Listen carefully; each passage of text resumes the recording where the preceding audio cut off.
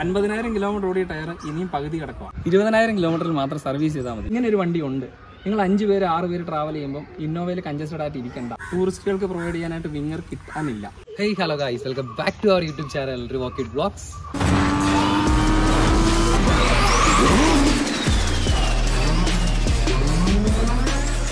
ഇന്നത്തെ നമ്മുടെ വീഡിയോയ്ക്ക് ഒരു പ്രത്യേകതയുണ്ട്. എല്ലാ പ്രാവശ്യത്തെയും പോലെ ഒരു പ്രോപ്പർ റിവ്യൂ മാത്രമല്ല, ഇന്ന് നമ്മൾ ആക്ച്വലി ചെയ്യാൻ പോകുന്നത് ഒരു കസ്റ്റമർ റെസ്പോൺസ് ആണ്. സോ അതിനായിട്ട് നമ്മൾ വന്നിരിക്കുന്നത് കൊച്ചിൻ ഇന്റർനാഷണൽ എയർപോർട്ടിന്റെ അടുത്തുള്ള ഈ ഒരു പരിസര പ്രദേശങ്ങളാണ് നമ്മൾ വന്നിട്ടുള്ളത്. സോ ഇന്നത്തെ വീഡിയോയിൽ നമ്മുടെ കൂടെ ഒരു അതിഥിയും കൂടിയുണ്ട്, ജെസിൻ ചേട്ടൻ. ജെസിൻ ചേട്ടൻ്റെയാണ് ഈ ഒരു ട്രാവൽ കമ്പനി ടൂർ വേൾഡ് ഹോളിഡേയ്സും അതുപോലെ തന്നെ ഇന്ന് നമുക്ക് ഈ ഒരു കസ്റ്റമർ റെസ്പോൺസിനായിട്ട് കിട്ടിയിരിക്കുന്ന ഈ ഒരു ടാറ്റ വിങ്ങറും.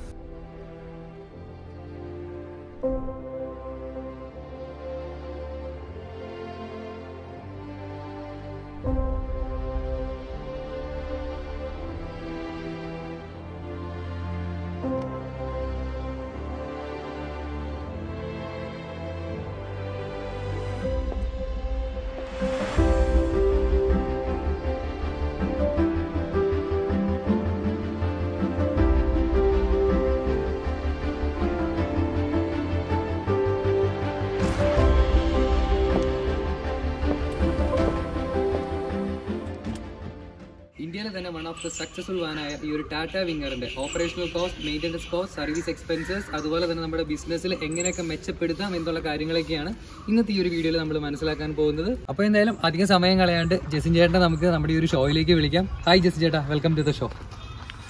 എന്തുണ്ട് വിശേഷങ്ങളൊക്കെ? നല്ല വിശേഷം, അടിപൊളിയായിട്ടിരിക്കുന്നു. അടിപൊളിയായിട്ട് പോകും. ഓക്കെ, അപ്പോൾ ജെസിൻ ചേട്ടൻ്റെയാണ് ഈ ഒരു സ്ഥാപനവും ഈ ഒരു വണ്ടിയും. അപ്പോൾ എന്തൊക്കെ രീതിയിൽ ഈ ഒരു വാഹനം ജെസിൻ ചേട്ടന് ഉപകാരപ്പെടുന്നുണ്ടെന്നൊക്കെ നമുക്ക് എന്തായാലും ഇന്നത്തെ ഈ ഒരു വീഡിയോയിൽ അറിയാനായിട്ട് സാധിക്കും. സോ അതിനു മുന്നേ ആയിട്ട് ജെസിൻ ചേട്ടൻ്റെ ബിസിനസ് എന്താണെന്നുള്ളത് നമ്മുടെ പ്രേക്ഷകർക്ക് ഒന്ന് പറഞ്ഞു കൊടുക്കാല്ലേ? ഹായ്, നേരത്തെ പറഞ്ഞ പോലെ തന്നെ എൻ്റെ പേര് ജെസിൻ. ഞാൻ കൊച്ചി എയർപോർട്ടിനടുത്ത് ടൂർ വേൾഡ് ഹോളിഡേയ്സ് എന്നുള്ള സ്ഥാപനം നടത്തുന്നു.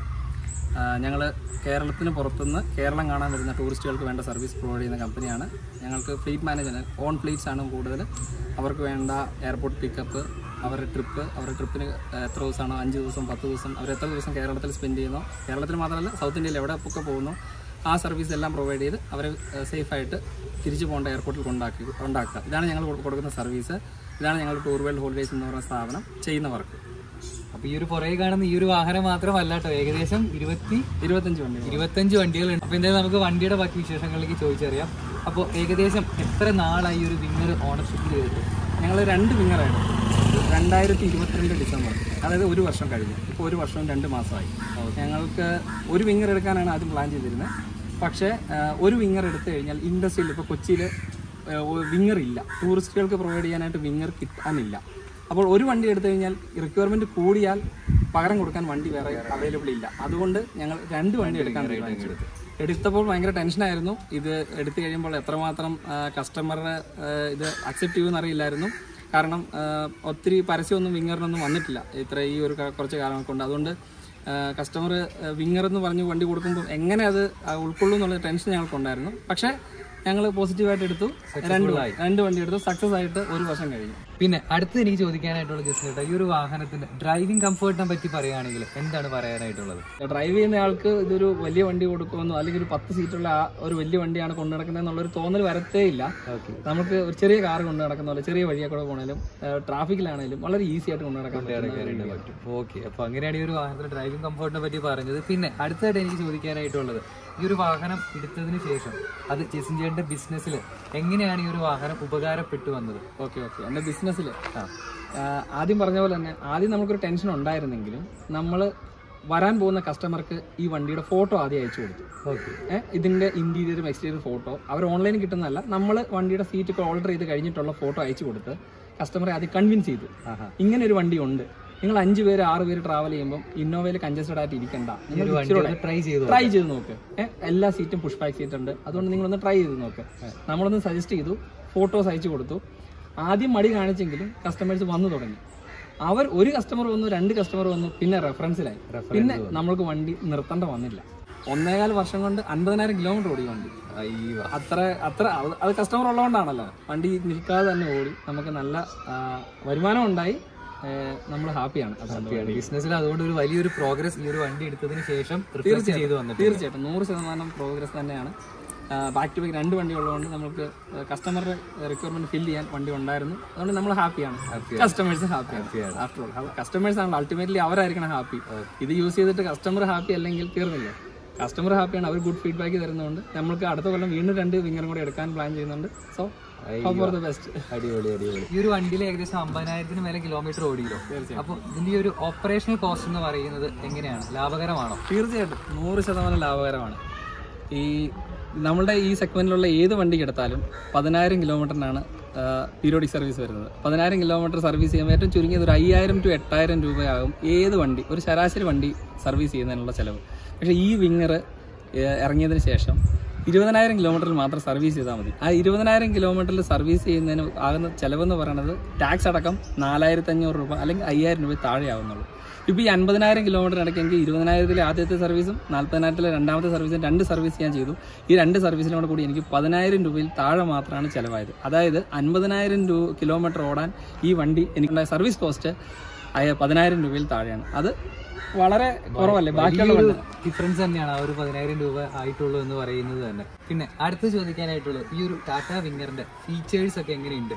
എന്തെങ്കിലും പുതിയ രീതിയിലുള്ള ഫീച്ചേഴ്സ് ഒക്കെ ഈ ഒരു വാഹനത്തിൽ കൊണ്ടുവന്നിട്ടുണ്ടോ? തീർച്ചയായിട്ടും ഈ എല്ലാ പാസഞ്ചർ സീറ്റിലും ചാർജിങ് സ്ലോട്ട് കൊടുത്തിട്ടുണ്ട്. കാരണം നമ്മൾ ബാക്കി ഏത് വണ്ടിയിലും അത് അഡീഷണൽ ഫിറ്റ് ചെയ്യണം, അഡീഷണലി കൊടുക്കണ്ട. ഇത് എല്ലാ സീറ്റിലും ചാർജിങ് സ്ലോട്ട് കൊടുത്തിട്ടുണ്ട്. അതുകൊണ്ട് കസ്റ്റമർക്ക് ചാർജ് ചെയ്യാനായിട്ട് ഡ്രൈവറുടെ അനുവാദം മേടിക്കേണ്ട, അല്ലെങ്കിൽ ചാർജ് ചെയ്യാൻ സ്ഥലമുണ്ടോ എന്ന് ചോദിക്കേണ്ട, ഈസി ആയിട്ട് ചാർജ് ചെയ്യാം.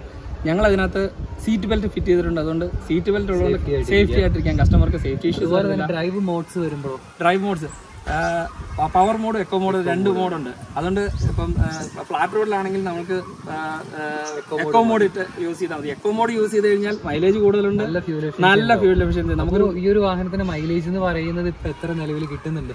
പവർ മോഡിൽ ഹിൽ സ്റ്റേഷൻസ്, മൂന്നാർ, തേക്കടി പോലെ ഹിൽ സ്റ്റേഷനുകളിലേക്ക് പോവുകയാണ്. പവർ മോഡിലാണ് ഉപയോഗിക്കുന്നതെങ്കിൽ നമുക്കൊരു 11 കിലോമീറ്റർ വരെയാണ് മൈലേജ് കിട്ടുന്നത്. ആ സമയം ഫ്ലാറ്റ് റോഡിൽ നമ്മൾ എക്കോ മോഡിലായിട്ടാണ് വണ്ടി യൂസ് ചെയ്യുന്നതെങ്കിൽ 13 to 13.5 കിലോമീറ്റർ മൈലേജ് കിട്ടുന്നുണ്ട്. അത് ഇത്രയും വലിയ വണ്ടിക്ക് കിട്ടാവുന്നതിൽ വെച്ചിട്ട് വളരെ നല്ല മൈലേജ് തന്നെയാണ്.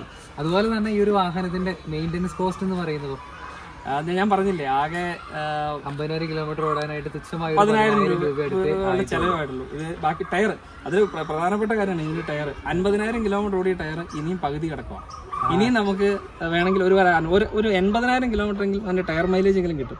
അതും നമ്മളുടെ കോസ്റ്റ് കുറയ്ക്കുന്ന ഒരു കാര്യമാണ്. സാധാരണ ഇതിലൊരു വണ്ടിക്ക് 40,000 കിലോമീറ്ററിൽ നമ്മൾ ടയർ മാറേണ്ട വരും, ചുരുങ്ങിയത് 2 ടയറെങ്കിലും മാറേണ്ട വരും. ഇത് 50,000 കിലോമീറ്റർ ആയിട്ടും ടയർ ഒന്നും മാറേണ്ട വന്നിട്ടില്ല. ഇനി നമുക്കൊരു 30,000 കിലോമീറ്റർ ഓടാനുള്ള ടയർ ബാക്കി ഉണ്ട്. അപ്പോൾ അതുപോലെ തന്നെ ഈ ഒരു ഡ്രൈവർ ക്യാബിൻ കൂടാണ്ട് ഈ ഒരു വാഹനത്തിന്റെ പാസഞ്ചർ സൈഡിലാണെന്നുണ്ടെങ്കിലും അത്യാവശ്യം നല്ല സ്പേഷ്യസ് ആയിട്ടുള്ള വലിയൊരു ഇന്റീരിയർ ആണ് ഈ ഒരു വാഹനത്തിൽ കൊടുത്തിട്ടുള്ളത്. അപ്പോൾ ഇതെങ്ങനെയുണ്ട്, ഇവിടെയുള്ള കാര്യങ്ങളൊക്കെ എന്തൊക്കെയാണ് വരുന്നത്? കാണാമല്ലോ, നിങ്ങൾക്ക് കാണാം, ഭയങ്കര സ്പേഷ്യസ് ആണ്. ഇഷ്ടംപോലെ ഒരു 8 പാസഞ്ചർക്ക് സുഖമായിട്ട് കയറി ഇറങ്ങി പോകാം. നോർമലി വിങ്ങറിനകത്ത് ഇവിടെ ഒരു സീറ്റും കൂടെ ഉണ്ട്. പക്ഷെ ഞങ്ങൾ എന്താ വെച്ചാൽ നമ്മുടെ കസ്റ്റമേഴ്സും ഹൈ പ്രൊഫൈൽ കസ്റ്റമേഴ്സ് ആണ് കൂടുതൽ വരുന്നത്.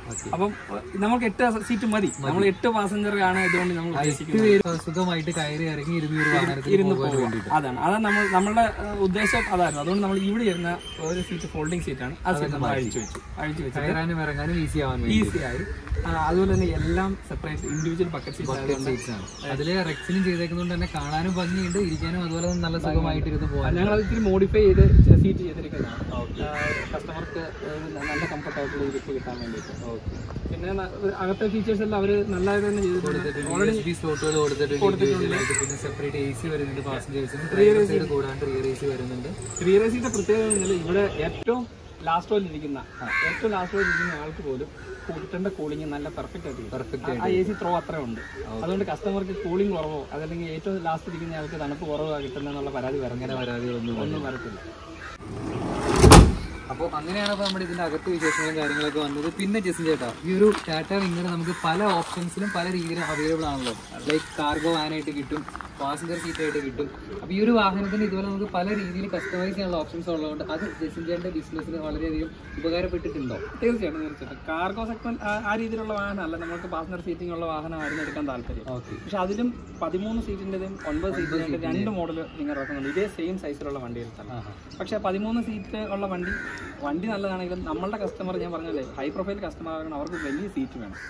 ഇത്തിരി വണ്ണം കൂടിയ ആൾക്കാണെങ്കിലും കംഫർട്ടബിൾ ആയിട്ട് ഇരിക്കാൻ പറ്റണം. ലോങ് ജേർണിക്ക് പറ്റുന്ന രീതിയിലായിരിക്കണം. അപ്പോൾ ആ ഒരു രീതിയിലുള്ള വണ്ടി വേണ്ടതുകൊണ്ട് ഞങ്ങൾ ഈ 9 സീറ്റിൻ്റെ ഓപ്ഷനാണ് എടുത്തത്. അതുകൊണ്ട് തന്നെ ആ വണ്ടി അതിൻ്റെ സീറ്റ് വലുതാണ്, കസ്റ്റമർക്ക് കംഫർട്ടായിട്ട് ഇരിക്കാൻ പറ്റുന്നുണ്ട്, അവർ സാറ്റിസ്ഫൈഡ് ആണ്. അതുകൊണ്ടാണ് ഈ സെഗ്മെന്റ് ഇങ്ങനെ എടുത്തത്. ഏത് 9 സീറ്റിൻ്റെ വണ്ടി സെലക്ട് ചെയ്യാൻ വേണ്ടി കാരണം. പിന്നെ അടുത്തത് നമ്മുടെ ഒരു വാഹനത്തിൽ എന്തായാലും നമ്മൾ 8-9 പേര് യാത്ര ചെയ്യുമല്ലോ. അപ്പോൾ ഇവരുടെ ഈ ലഗേജ് എല്ലാം കൊണ്ടുപോകാനായിട്ട് നമ്മൾ ഈ മേലിൽ കാണുന്ന ഈ ഒരു റെയിലാണോ അതോ വണ്ടിയുടെ അകത്ത് തന്നെയാണോ നമ്മൾ ലഗേജ് സൂക്ഷിക്കുന്നത്?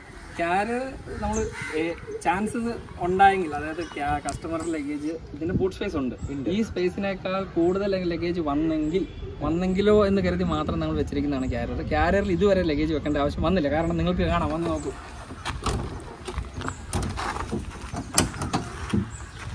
ഇനഫ് ലഗേജ് സ്പേസ് ഉണ്ട്. അത്യാവശ്യം നല്ലൊരു ലഗേജ് സ്പേസ് തന്നെ ഉണ്ട് ഈ ഒരു വാഹനത്തിന്റെ ഒരു താഴ് പോർഷനിലായിട്ടുണ്ടല്ലേ. ഈ സീറ്റിന്റെ അടിയിലും ലഗേജ് വെക്കാം, അതിന് പുറകിലുമായിട്ട് വെക്കാം. ഇത് നമ്മൾ ഓർഡർ ചെയ്തതല്ല, ഇത് ഒറിജിനൽ കമ്പനി ഇങ്ങനെ തന്നെയാണ് വരുന്നത്. അതുകൊണ്ട് ഒരു 8-9 പാസഞ്ചർ വന്നാലും അവരുടെ ഒരു 10 ദിവസത്തേക്ക് വരെയുള്ള ലഗേജ് ഇതിന് ബാക്കിൽ തന്നെ നമുക്ക് ഉൾക്കൊള്ളാൻ പറ്റുന്നുണ്ട്. അതുകൊണ്ട് ഒരു ക്യാരിയറിന്റെ യൂസേജ് വരുന്നില്ല.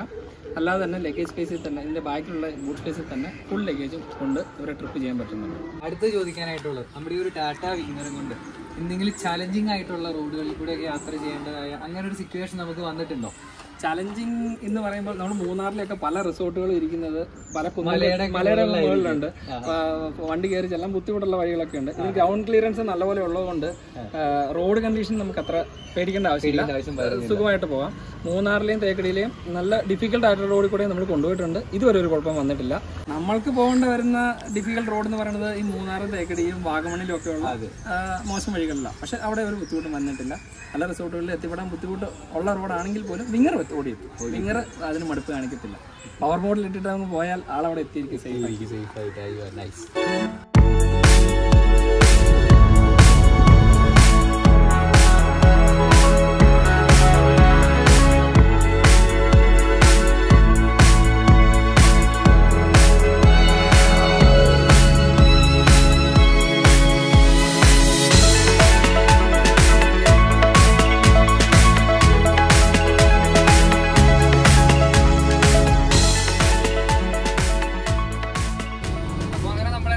വണ്ടി എടുത്തുകൊണ്ടെന്ന് വന്നേക്കുവാണ്. കൊച്ചിൻ ഇന്റർനാഷണൽ എയർപോർട്ടാണ് നമുക്ക് ചുറ്റും കാണാനായിട്ടുള്ളത്. ഭയങ്കര ഭംഗിയാണ്. എപ്പോഴും ഈ ഒരു ഭാഗത്തേക്ക് വണ്ടി ഓടിക്കുമ്പോൾ നമ്മളൊരു ഇന്റർനാഷണൽ സെറ്റപ്പിൽ വണ്ടി ഓടിക്കുന്ന ഒരു ഫീല് നമുക്ക് നമ്മുടെ ഉള്ളിൽ തന്നെ തോന്നും. അപ്പൊ അങ്ങനെ നമ്മൾ ഓടിച്ചുകൊണ്ടിരിക്കുന്ന ഈ ഒരു ടാറ്റ വിങ്ങറിൽ വന്നിരിക്കുന്ന 2.2 ലിറ്റർ ടെർബോ ഡീസൽ എഞ്ചിനാണ് ഈ ഒരു വാഹനത്തിന് വരുന്നത്. അതുപോലെ തന്നെ ഈ ഒരു വാഹനത്തിന്റെ പവർ എന്ന് പറയുന്നത് 99 PS ആണ് ഈ ഒരു വാഹനത്തിന്റെ പവർ വരുന്നത്. 200 Nm ഓഫ് ടോർക്കുമാണ് ഈ ഒരു വാഹനത്തിനുള്ളത്. അതുകൊണ്ട് തന്നെ ചവിട്ടി കൊടുത്ത ടെർബോ കിക്കിനായിട്ട് വണ്ടി നേരെ കയറി പോകുള്ളൂ. അതുപോലെ തന്നെ വണ്ടിയുടെ ഹാൻഡ്ലിംഗ് ആണെന്നുണ്ടെങ്കിൽ വളരെ ഈസി ആയിട്ട് നമുക്ക് ഈ ഒരു വാഹനം കൊണ്ടുപോയി നടക്കാനായിട്ട് സാധിക്കുന്നുണ്ട്. പവർ സ്റ്റിയറിംഗ് ആണ്, പവർ ബ്രേക്ക് ആണ്, ABS ഉണ്ട്. ഉള്ള അത്യാവശ്യം വേണ്ട ഫീച്ചേഴ്സ് കാര്യങ്ങളെല്ലാം തന്നെ ഈ ഒരു വാഹനത്തിലുണ്ട്. പിന്നെ അകത്തേക്ക് തന്നെ നേരെ നോക്കുകയാണെന്നുണ്ടെങ്കിലും ഇവിടെ ഒരു ആഡ് ഓൺ ചെയ്ത് കൊടുത്തിരിക്കുന്ന ഒരു മൾട്ടി ഇൻഫോർടൈൻമെന്റ് സിസ്റ്റം നമുക്ക് ഫ്രണ്ടിൽ കാണുവാനായിട്ട് സാധിക്കുന്നുണ്ട്. ഈ ഒരു വാഹനം നമ്മൾ കുറച്ചു നേരം ഓടിച്ചു, എനിക്ക് ഭയങ്കരമായിട്ട് ഇഷ്ടപ്പെട്ടിട്ടുണ്ട്. അപ്പൊ ഈ ഒരു വാഹനം ആക്ച്വലി കൊണ്ടേ നടക്കുന്ന ഈ ഒരു വാഹനത്തിന്റെ ഡ്രൈവർ എന്ന് പറയുന്നത് ശുഭിച്ചേട്ടനാണ്. ശുഭിച്ചേട്ടൻ നമ്മുടെ കൂടെ തന്നെയുണ്ട്. അപ്പൊ ശുഭിച്ചേട്ടൻ ഞാനൊരു കാര്യം ചോദിച്ചോട്ടെ, ഒരു 50,000 കിലോമീറ്റർ അടുത്ത് ഈ ഒരു വാഹനം ഓടിച്ചല്ലോ. അപ്പൊ ഈ ഒരു വാഹനം ഓടിക്കുന്ന ടൈമിൽ മനസ്സിൽ നിന്ന് മറക്കാനാവാത്ത എന്തെങ്കിലും ഒരു അനുഭവം ശുഭിച്ചേട്ടൻ ഉണ്ടായിട്ടുണ്ടോ? അത് ഞങ്ങൾ ഒരു 6 മാസം മുമ്പ് ഞങ്ങൾക്ക് ചെന്നൈയിൽ ഒരു പിക്കപ്പ് ഉണ്ടായിരുന്നു. അപ്പൊ അതിനോട് എന്റെ ഓണർ വിളിച്ച് പറയുന്നത് വൈകുന്നേരം 5 മണിക്കാണ്. പിറ്റേ ദിവസം രാവിലെ 6 മണിക്ക് നമ്മൾ വണ്ടികൾ കൊടുക്കണം. ഇവിടുന്ന് കൊച്ചി ടു ചെന്നൈ എന്ന് പറഞ്ഞാൽ 600 കിലോമീറ്റർ അടുത്ത് വരും. ഞാൻ ഇവിടുന്ന് 6 മണിക്ക് സ്റ്റാർട്ട് ചെയ്ത് കണ്ടിന്യൂസ് ഡ്രൈവ് ചെയ്ത് നേരെ ചെന്നൈ ചെല്ലുന്നു. രാവിലെ 7 മണിക്ക് ഗസ്റ്റിന് എടുക്കുന്നു. ഗസ്റ്റ് ഒരു 1 അവർ അവിടെ റെസ്റ്റ് കഴിക്കുന്നു. ഗസ്റ്റ് ഒരു മാക്സിമം ഒരു 20-25 മിനിറ്റ് അവിടെ സ്പെൻഡ് ചെയ്യുന്നു. ഞങ്ങൾ അവിടെ സ്റ്റാർട്ട് ചെയ്യുന്നു. അതേ സ്പീഡിൽ ഞാൻ തിരിച്ചിവിടെ വരുന്നു. അപ്പൊ ഞാൻ ടോട്ടൽ ഒരു 1100 സംതിങ് കിലോമീറ്റർ കണ്ടിന്യൂസ് ഡ്രൈവ് ചെയ്ത്, പക്ഷെ എനിക്ക് അതിലൊരു 100 കിലോമീറ്റർ ഓടിച്ച ഫീൽ പോലും തോന്നിയില്ല. എല്ലാ കാര്യത്തിലും ഭയങ്കര ഹാപ്പിയാണ്. അത്രയ്ക്കും നല്ലൊരു കംഫോർട്ടാണ് ഈ വാഹനം കൊണ്ടേ നടന്നപ്പോൾ നമുക്ക് ഫീൽ ചെയ്യാനായിട്ട് സാധിച്ചത്. Okay, nice nice nice. ഇതെല്ലാം പറഞ്ഞതിനോട് ഞാൻ യോജിക്കുന്നുണ്ട്. കുറച്ചു നേരം ഓടിച്ചിട്ടാണെങ്കിൽ തന്നെ ഇതിന്റെ ഒരു സീറ്റിംഗ് കംഫോർട്ടും ഈ ഒരു സീറ്റിംഗ് പൊസിഷനൊക്കെ വെച്ച് നോക്കുമ്പോഴും വണ്ടി നല്ല ഈസി ആയിട്ട് കൊണ്ടേ നടക്കാനായിട്ട് സാധിക്കും. നല്ലൊരു ലാഘം. ഇത്ര വലിയൊരു വാഹനമാണ് നമ്മൾ ഓടിച്ചു കൊണ്ടേ നടക്കുന്നത് എന്നുള്ളൊരു തോന്നലോ ഒന്നും ഇല്ലാണ്ടാണ് നമ്മളൊരു കുഞ്ഞു വാഹനം ഓടിക്കുന്നത്. അതേ ലാഘവത്തോടു കൂടി തന്നെയാണ് നമ്മളൊരു വാഹനം കൊണ്ടേ നടക്കുന്നത്. അപ്പൊ അങ്ങനെ നമ്മൾ കുറച്ചധികം നേരം വണ്ടി ഓടിച്ചു. ജസ്റ്റ് ഇതിക്കടെ എയർപോർട്ടിന്റെ സൈഡിൽ കൂടെ ഒന്ന് പോയിട്ട് വന്നു. അപ്പൊ എന്തായാലും വണ്ടി ഓടിച്ചിട്ട് ഞാനും വളരെയധികം തൃപ്തിയിലാണ്. അതുപോലെ തന്നെ ഈ ഒരു ജസ്റ്റിൻ ചേട്ടന്റെ കയ്യിൽ നിന്നും അതുപോലെ തന്നെ ശുഭിച്ചേട്ടന്റെ കയ്യിൽ നിന്നും നമുക്ക് ഒത്തിരി പുതിയ അറിവുകളും കാര്യങ്ങളും ഈ ഒരു ഓപ്പറേഷൻ കോസ്റ്റിനെ പറ്റിയൊക്കെ നമുക്ക് അറിയാനായിട്ട് സാധിച്ചു. അതുപോലെ തന്നെ അവരുടെ ഈ ഒരു വാഹനത്തിനോടുള്ള അവരുടെ ഒരു സ്നേഹവും കാര്യങ്ങളൊക്കെ കാര്യങ്ങളൊക്കെ നമുക്ക് നന്നായിട്ട് മനസ്സിലാക്കാനായിട്ട് സാധിച്ചിട്ടുണ്ട്. അപ്പോൾ നിങ്ങളും ഇതുപോലെ തന്നെ നല്ലൊരു കോസ്റ്റ് ഇഫക്റ്റീവ് ആയിട്ടുള്ള ഒരു വണ്ടിയാണ് നോക്കുന്നതെങ്കിൽ നിങ്ങൾ തീർച്ചയായിട്ടും ഈ ഒരു ടാറ്റ വിങ്ങർ പോയി ഒന്ന് ടെസ്റ്റ് ഡ്രൈവ് ചെയ്ത് നോക്കുക നിങ്ങളുടെ ഏറ്റവും അടുത്തുള്ള ഷോറൂമിലൊക്കെ. അപ്പോൾ ആ കാര്യങ്ങളൊക്കെ പറഞ്ഞുകൊണ്ട് ഇന്നത്തെ വീഡിയോ ഇവിടെ വെച്ച് നിർത്തുവാണ്. ഇന്നത്തെ ചെറിയൊരു വീഡിയോ നിങ്ങൾക്ക് എല്ലാവർക്കും ഇഷ്ടപ്പെട്ടെന്ന് വിചാരിക്കുന്നു. വീഡിയോ ഇഷ്ടപ്പെട്ടെങ്കിൽ മറക്കാണ്ട് നമ്മുടെ ചാനൽ സബ്സ്ക്രൈബ് ചെയ്യുക.